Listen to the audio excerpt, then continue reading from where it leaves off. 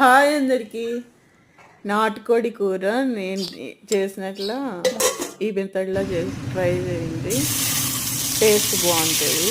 First పచ్చి కూరలో కొంచెం ఉప్పు, ఆయిల్, పసుపు వేసి ఆవగించాల, వాటర్ ఉంటాయి కదా. తర్వాత మసాలా వేసి మసాలా ఆయిల్లో బాగా ఫ్రై చేసి మళ్ళీ వేసుకొని ఉడికిస్తే కూర టేస్ట్ బాగుంటుంది.